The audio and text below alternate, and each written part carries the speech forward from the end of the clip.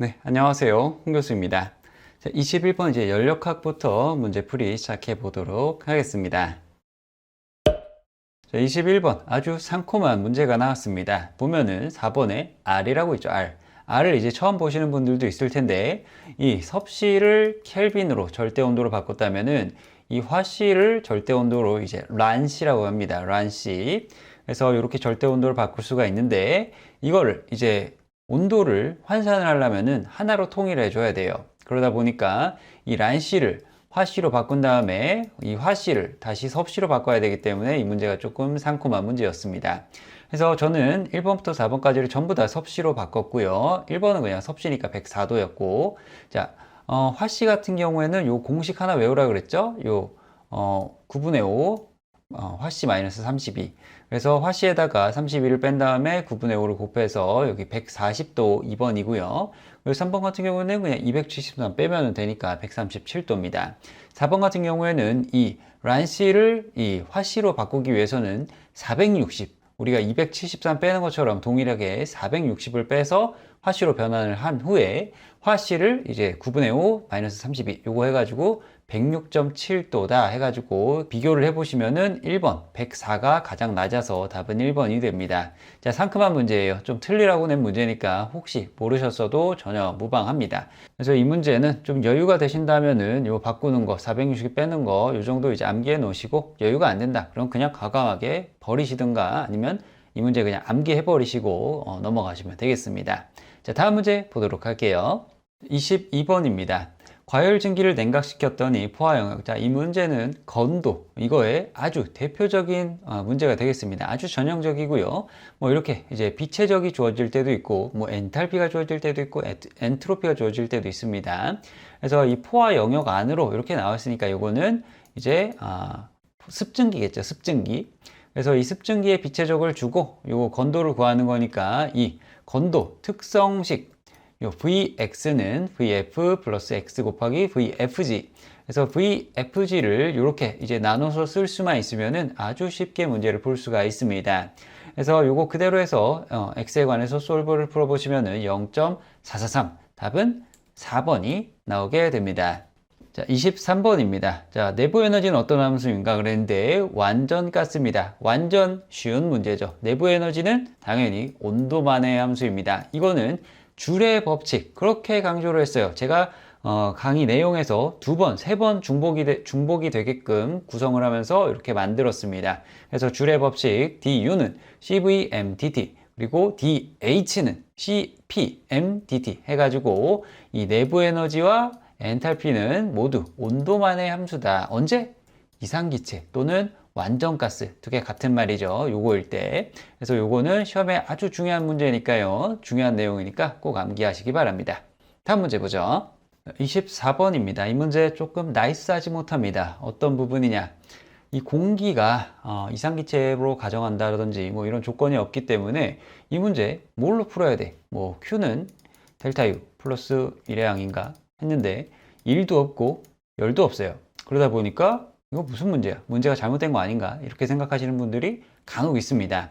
자, 결론부터 말씀드리자면은 이 공기 같은 경우에는 이상기체로 그냥 가정하고 문제를 푸셔도 됩니다. 이거 모르는 학생들이 조금 있기 때문에 이렇게 써놨어요.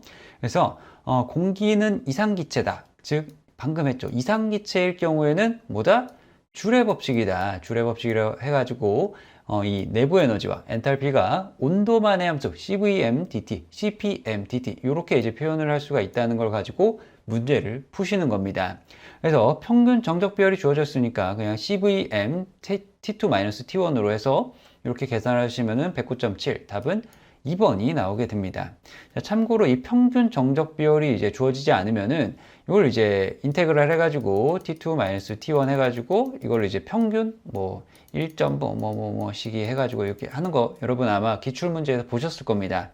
그렇게 해야 되는데 이 문제는 조금 쉽게 그냥 평균 정적 비율로 주어졌다. 이렇게 아시면 되겠습니다. 자, 이 문제 답은 2번입니다. 25번입니다. 걔가 이 정적 과정으로, 자, 이거 중요한 조건이죠. 밑줄 쳐놓으시고, 상태 1에서 2로 상태 변화할 때, 요거 이제 연력학 제1법칙 물어보고 있습니다. Q는 델타 U 플러스 1의 양, 요거 이제 물어보는 문제예요. 그래서 만약에 정적 과정이다, 할 때, 이제 기체인 경우에는 이게 없어지죠. 근데 이제 기체라는 말은 없지만은 그냥 단순 압축성계, 압축이 된다는 것 자체가 이제 기체를 가정을 하는 거거든요. 이거 이제 정확하게 따지자면은 이게 더 깊이 들어가야 되지만은 일반 계산에서는 이 정도만 하면 되겠습니다. 그래서 단순 압축성일 때는 이 델타 W가 제로다. 이렇게 이제 아시면 되겠고, 그러면은 델타 Q와 DU 내부 에너지의 관계가 바로 나오게 되죠.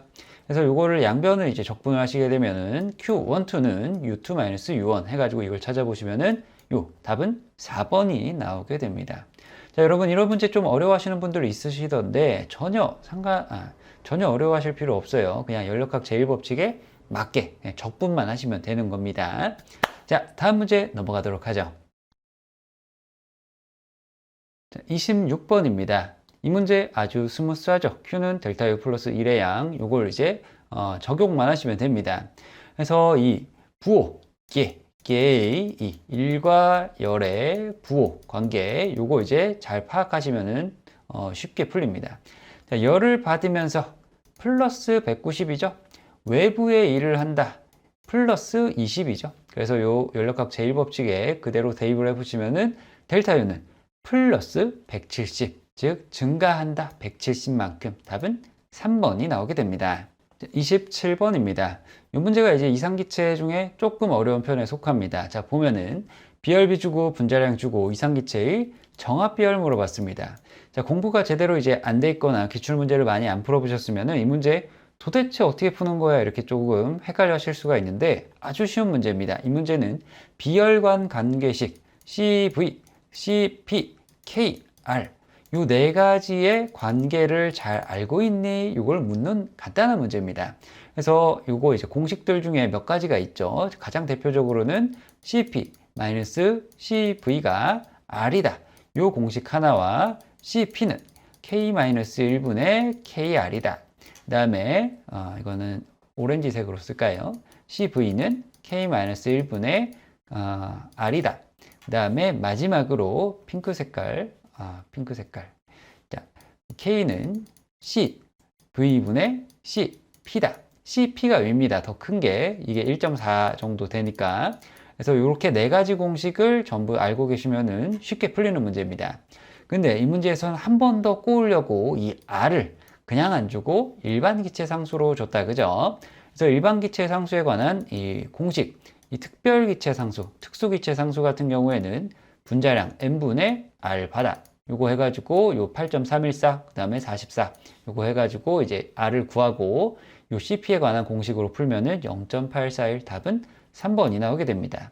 자, 이런 문제 이제 초보자분들은 많이 숙달되도록 반복해서 푸시면은 쉽게 이제 접근을 하실 수가 있을 거예요. 다음 문제 보도록 하겠습니다. 자, 28번부터 이제 이상기체 상태 방정식이 들어가게 됩니다. 이 문제에서 이제 보면은 이상기체가 이렇게 있으면 이거는 꼭 밑줄을 치셔야 되고, 같은 압력하에서 이것도 중요한 조건이니까 체크를 하시면 됩니다. 이 두 가지만 있으면 사실 거의 게임 끝났어요. 자, 같은 압력하에서 이상기체 상태 방정식의 정합 과정이고, P1과 P2는 같고, 이거를 이제 V와 T의 관계식으로 쓰면은 이렇게 되죠. 그래서 지금 온도가 이제 T2가 모르는 거죠. 그리고 나머지 세 개는 다 주어졌으니까. 그리고 여기 T1을 넣으실 때 127이 아니고 127 플러스 273 해가지고 절대 온도로 넣어준다. 요거만 잘 기억하시면 쉽게 풀 수 있을 겁니다. 그리고 마지막으로 이건 아끼신 분들 없을 겁니다. 300켈빈 요거 이제 찍으신 분들은 머리 한 대 이렇게 딱 쓰다듬어 주시고 요거 반성하세요. 그래서 절대 온도가 아니고 요 섭씨로 물어봤기 때문에 273을 빼서 답은 2번 27이 되겠습니다. 자, 29번입니다. 기체의 비체적을 묻고 있는데요. 이게 이상기체라고 가정을 했죠. 그러면은 이상기체 상태 방정식이다. 바로 튀어나와야 됩니다. 바로 이 공식을 써야 되고, 비체적을 물어봤기 때문에 그냥 스몰 v 요 비체적에 관한 공식으로 이제 쓰시면 되겠습니다. 그런데 여기서 이제 R이 그냥 주어지지 않았죠. 일반 기체 상수로 주어졌다. 그죠? 그러면은 이 수소의 분자량을 잘 알고 계셔야 됩니다. 수소의 분자량은 이제 다른 거랑은 좀 다르게 그냥 2입니다. 2. 뭐 곱하기 2를 더하는 게 아니고 그냥 2예요. 그래서 2kg 킬로몰 요걸 이제 알고 계시면은 요 특수기체 상수 요걸 이제 구하실 때 n분의 알바 이렇게 이제 구하실 수가 있고, 그래서 요걸 갖다가 솔브 그냥 풀어보시면 됩니다. 1.5 답은 3번이 나오게 됩니다. 자, 여기 이제 1메가파스칼이니까 1 곱하기 10에 3승 해준 거예요. 이런 거 이제 체크 잘 하시기 바랍니다.